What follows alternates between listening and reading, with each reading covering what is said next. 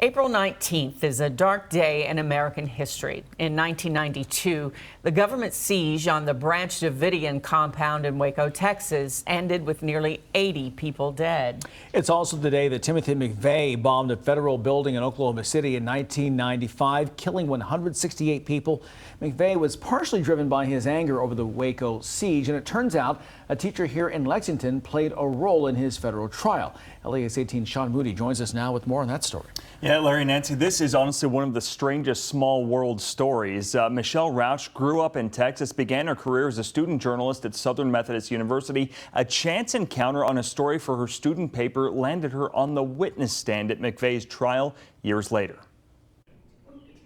You'd never know when you'll get that first big story. I didn't know what I was looking for. I just knew I would find a story when I would get there. Michelle Rauch teaches broadcast media arts at Eastside Technical Center here in Lexington. For her, the big one came during her senior year of college in 1993 at Southern Methodist University.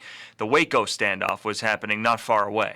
As a college journalist writing for the SMU Daily Campus newspaper, that journalistic anxiousness, I've got to be there, I've got to be where the story is. So for spring break, she and a friend headed to Waco. And I said, stop the car, my story's on this hill. There was a Seventh-day Adventist, a couple selling shirts, and someone else. This lone man sitting by himself, unassuming, on the hood of his cart, and had some anti-government, anti-gun control bumper stickers he was selling.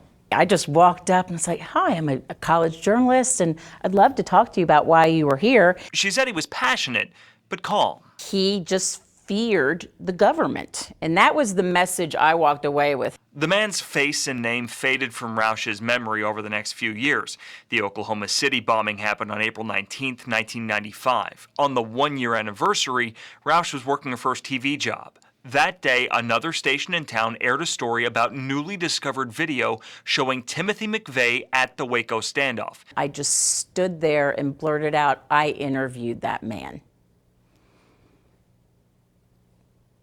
No one in my newsroom could believe me.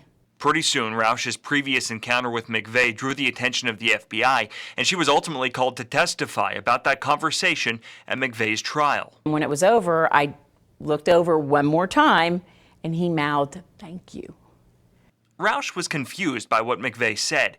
She later asked his defense attorney. He said, we clearly were not going to put him on the stand.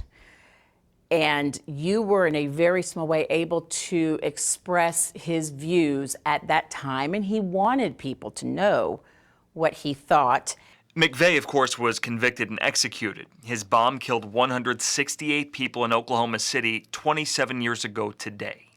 A lot of people over the years have asked, wasn't he scary? Didn't he scare you? Because I think by nature, someone who's going to commit this horrific crime must be a monster.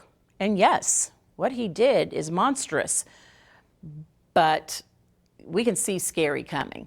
When someone is the guy next door and you don't see scary coming, you don't know what might be boiling right next to you. Yeah, Rauch says that she's reread what McVeigh said to her in that interview many times over the years, just trying to see if there's any hint of what was to come. But of course, we can never really know that. Nancy, Larry, back to you.